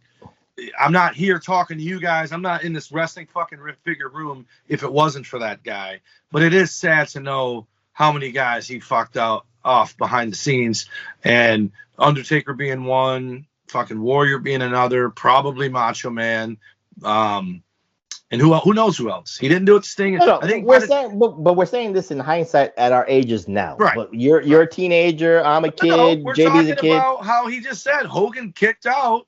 Everyone else was fucking. But dead as a in the kid, world. you didn't notice it. We just noticed the 3. We noticed the celebration and all that sure. stuff. In hindsight, You know what would have been cool? You know what would have What? been cool? If I can armchair book for a second. Go ahead. Just because the crowd was 50-50 and because, normally that's not the fucking way it is. There's a heel and a face. Even when they did Michaels and Hogan, Michaels played the fucking heel for the match, even though he wasn't a heel. What would have been cool is both of these guys having history with the Heenan family. You got Rick Rude, Perfect, whoever else is fucking a member. It would have been cool with the ref bump if the Heenan family came out one by one fucked with Warrior, one fucked with Hogan, and they worked together to get rid of fucking Heenan, and then referee wakes up and they finish the match and have the same finish. It would have made them both look like the hero in the end. But we'll never get I think that's what Vince wanted. I think Vince wanted it to be Warrior. Right. He wanted to see one take the throne. Yeah. To give that legacy and give the torch. So I'm going to go with a little curveball. I'm going to add a couple of things to this. We've given all the positive moments, Reflectionites. We've given all the elation and, the orgasms like JB had with Bret Hart and, TW had with Daniel Bryan in 2014, all that in 2014. But there's a flip side to the world's greatest title changes. People were pissed off when the champion, when maybe the heel became the world heavyweight champion. And no greater heel moment ever, and we weren't even born at this time, was when Ivan Koloff defeated Bruno Sammartino in 1971 after 8 years of him dominating as the Worldwide Wrestling Federation champion to become the new heavyweight champion. And of course, to lament that feeling is when in the 80s, when Ric Flair would become the NWA heavyweight champion again. He did it against Kerry Von Erich. He did it against Ron Garvin. He did it against Dusty Rhodes. But when Ric Flair became the champion, that crowd was pissed off. They threw garbage. They wanted to storm the ring. They wanted to stab Ric Flair. They wanted to stab Ivan Koloff after MSG and all that stuff. So what say you? I'm going to go with JB first. The villain becoming the world heavyweight champion. I just gave you examples of Ivan Koloff. I'm not talking about did you see the match. Just talk about that feeling as, one of your heroes loses to one of those dreaded villains. And, of course, Ric Flair in the 80s dominating the NWA scene. I know you're a WWE guy for life, JB, but Ric Flair, he is the man. But when he beats people like Kerry Von Erich, when he beats people like Dusty Rhodes, the American Dream, when he beats Ron Garvin at Starrcade 87, the heels over strong, as Ben Hameen would say. What say you, JB, first? So we have to remember the time period you're talking about. I think if that happens now, no one gives a fuck. But back in where kayfabe is alive and well, a heel winning a title is just crazy. You talk about Flair and Kerry Von Erich. People have to remember Kerry Von Erich was super popular coming from World Championship or whatever, and he was big time. The Von Erichs were big time, and the fact that Flair beat him, that's crazy. And beat him in Japan, and no less. Yeah, so this is you said, international worldwide television type thing. But again, with kayfabe such a big thing back then, I know that pissed off people, but that was the beauty of it though, because the face loses, but then I always felt that the money wasn't in the face defending his title, but it was the chase. Not even the face winning the title. I think the money's on the chase. After he wins the title, then all right, he's won the title, but the chase is always where the big money's at. So I understand for business reasons why that has to be done. But I agree with you. That I can't really talk much about Ivan Koloff because I don't know much about it. I do know that for some reason Ivan Koloff is one of the very few WWE champs from back in pre-2000 that's not in the Hall of Fame. I don't know if he had any issues with WWE or what the case is, but I know he's not in the Hall of Fame. And Ric Flair, again, being like Kerry Von Erich, someone so over and popular. I know that was that's a crazy moment right there for sure. TW, what say you about the heels like Ivan Koloff beating Sammartino and Ric Flair in the 80s? I disagree with the chase and the money, because I'm going to tell you here's what your business model should be. whatever fucking draws fans. And they thought having the babyface chasing Ric Flair was that, right? Except for if that were the case, the NWA would have went on to be the fucking company bought by TKO or merged or whatever. What fucking brought people in was a fucking dominant champion named Hulk Hogan, who you always thought he was going to lose to the big, bad, nasty Bundys and Andres and Big John Studs, or even Rick Rude and Kurt Hennig or fucking Macho Man, because they had stables helping him. But he always overcome the odds. But he before Austin broke it, Hogan broke Bruno's record for selling out Madison Square Garden. So there was obviously money in a babyface champion. But I think the problem with Ric Flair was it even when you didn't know it wasn't real, and I hate wording it like that, but for the fucking shits and giggles, that's what it is. When you knew it wasn't real competition, it is real competitive, just not sport competitive. Ric Flair lost it every fucking year around the same time, regained it every year around the same time, and after a while, people caught on to it. It was like, yeah, it was a shock that Ronnie Garvin beat him in Detroit. Their first show in Detroit ever. Steel cage, Cobo Hall. I tried to go, couldn't get tickets. Ronnie Garvin wins it. It's all over the fucking news. It's giving them the rub. I'm sure ESPN or whatever fucking sports channel was around in '87 talked about it. But then he wins it right fucking back, and then Ronnie Garvin turns fucking heel right after that. So it's weird, right? Or he leaves and goes to WWE.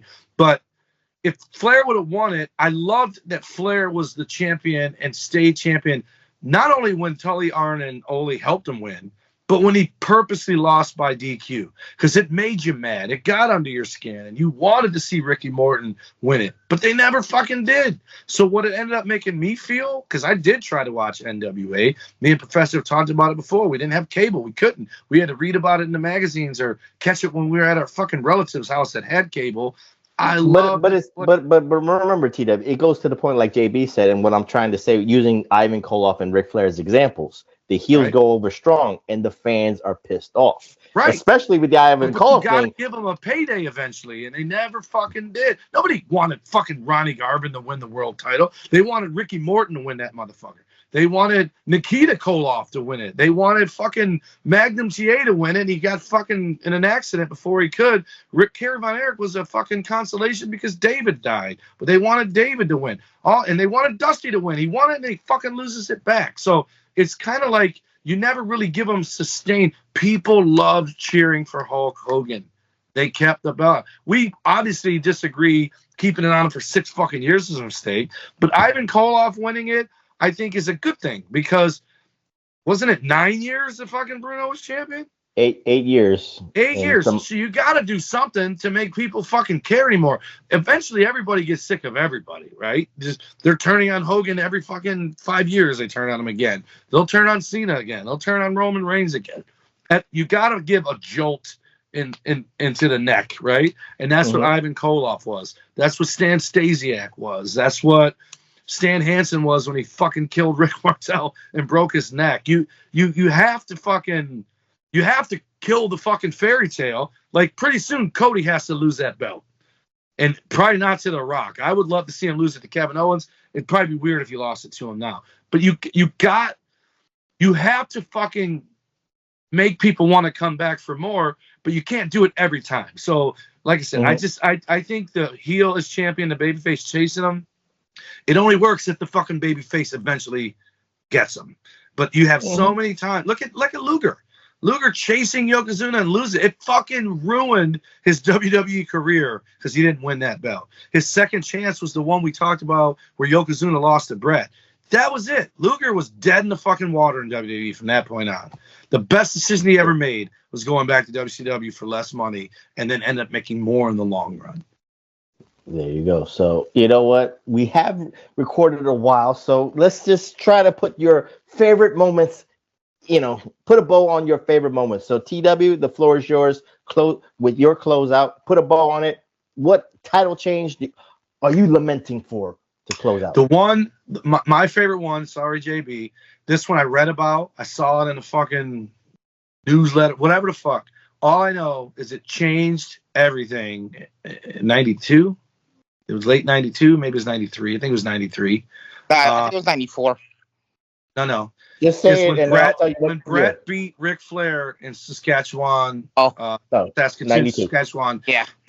It made it to where guys that we all fucking loved. It basically elevated the entire fucking who's who of Intercontinental Champions into world champion stratosphere, because he fucking brought down the fucking larger than life fucking mold that you had to be between Hogan and Sid and Diesel and Undertaker. You had to be this big fucking guy to be the world champion.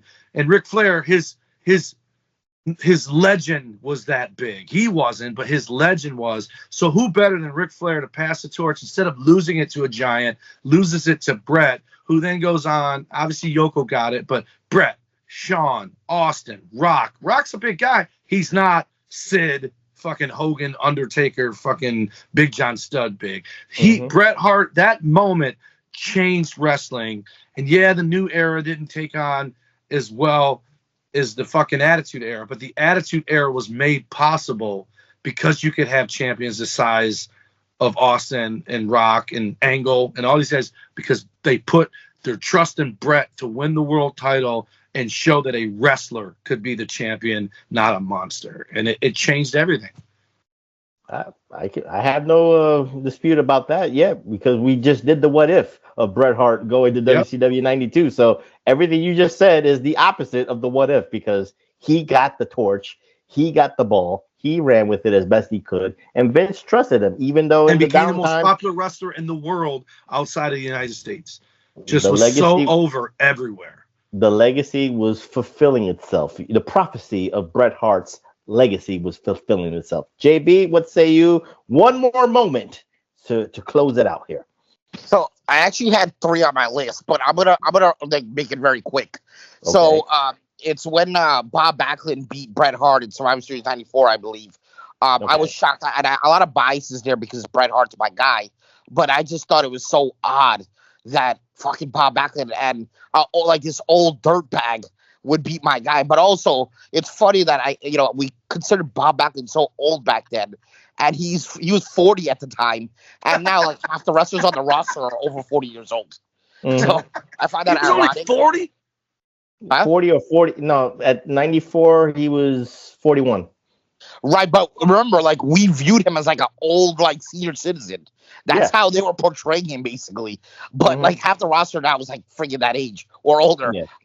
But also, what was even more shocking is, like, I know Professor will correct me on this, like 8-9 days later, he loses to Diesel in a house show match.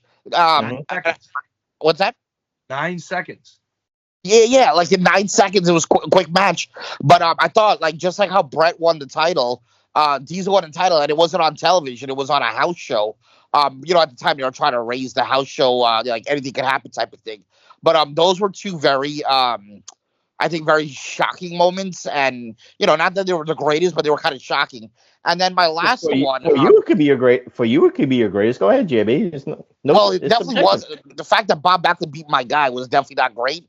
And the fact that Diesel won the title a couple days later was interesting to me, because I wasn't really pegging Diesel to be a world champ. But if you look at the actual roster, they only had so many guys that could have been, and Diesel would have been, if I had more, like, I was my age now or a little bit older, not like an elementary school kid, I would know Diesel's going to be one of the top 3 choices. But anyhow, my last like surprising thing was, I'm going back here to, like, I don't know what year it is, but again, at this point, this has to do with Hulk Hogan. Hulk Hogan has never lost on WWE television. I remember always begging my mom to stay up late to watch Saturday Night's Main Event.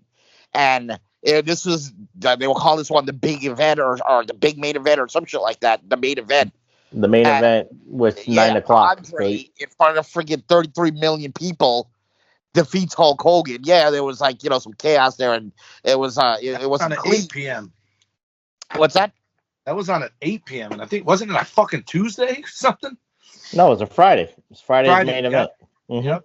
Yeah, but yeah, exactly. I believe it was a Friday, but it was like 8 o'clock. But the fact that Hulk Hogan lost the title, because it was the first time he got pinned on television or on WWE.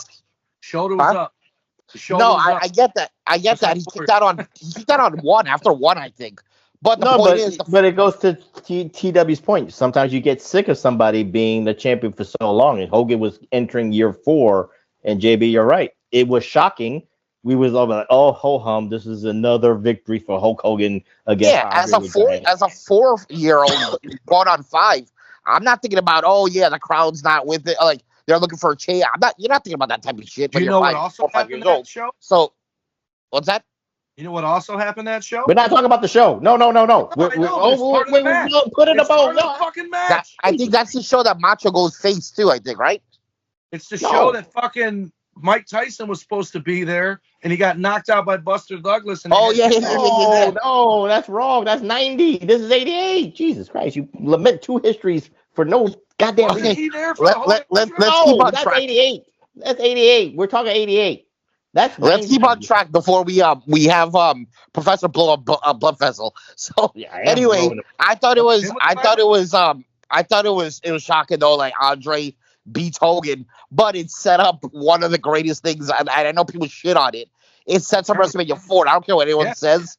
I love tournaments and I enjoy WrestleMania 4. Tournaments are great, dude. Same. Mm-hmm. Not that bullshit. Where they had that's my one match list. on Raw, one match on SmackDown, and then had the finals at the PLE. I want a full-on 8-man. Give me everything in one tournament show, like the old King of the Ring. Hell yeah, with you. But yeah, that was my last 3. All right. The King of the Ring is what made Bret Hart. That's what 93. made him. Yeah, but we're not talking about that. We're talking about title changes right now. So for We're me, talking about Macho Man winning the world title in the tournament, you fucker. Jesus Christ, Man, and you you were need a talking about fucking Buster Douglas. You're talking You need about a Buster fucking Douglas animal. in 1990, and then we're talking about 88. But anyway, let me What was put he a doing bow there on in it. 90? What was that match? It was Hogan and Savage in the main event. It was nothing. It was a nothing burger. Oh, that was when that fucking Elizabeth was in the hospital and Hogan left her. Yeah, no, that was 89. Jesus Christ.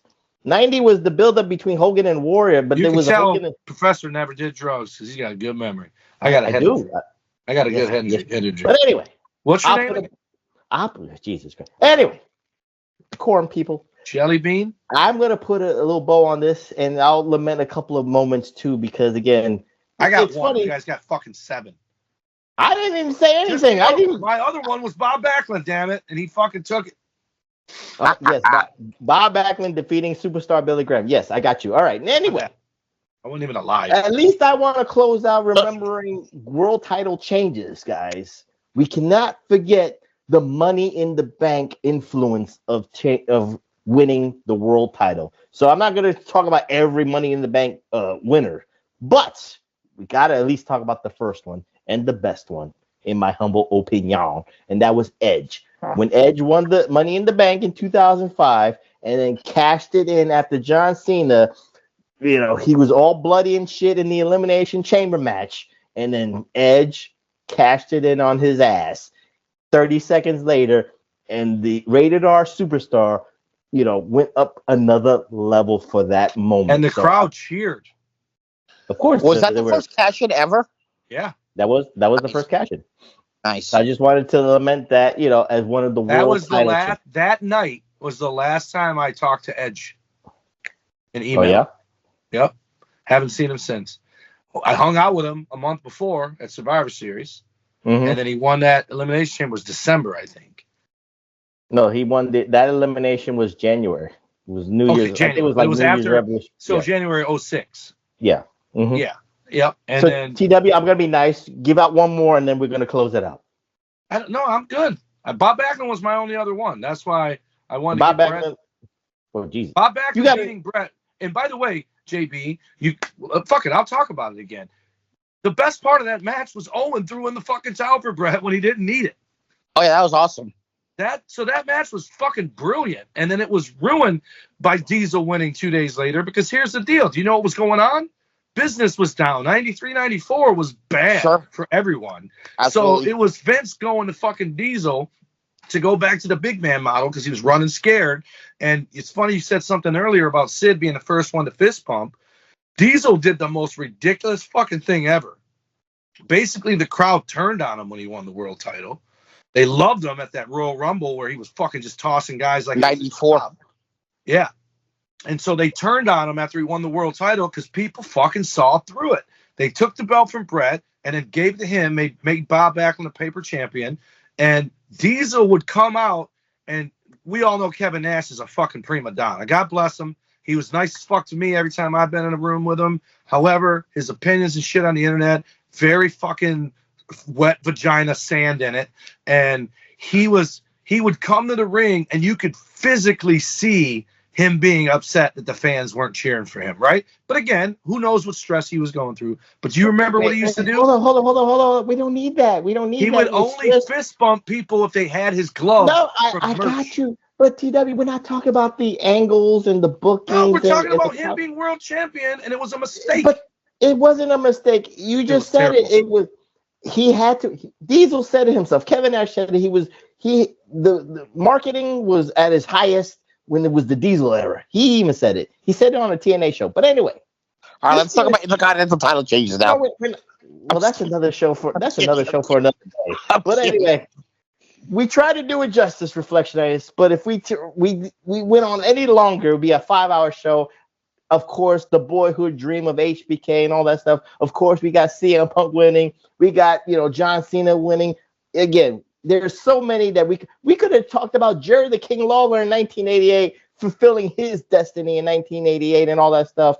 But we might have to do a sequel, guys, on the world title changes. But again, I'll talk about that. That's down the road. And with that being said, we close on this spotlight edition here at the PWR podcast at the Hulkamania Media Group at podbean.com. With all that being said, JB, give out your social. Where can they find you on the Twitter, on the X, on the Grindr, and all that stuff? I can be found on Twitter or X, whatever, at the P1JB. That's at THEP1JB.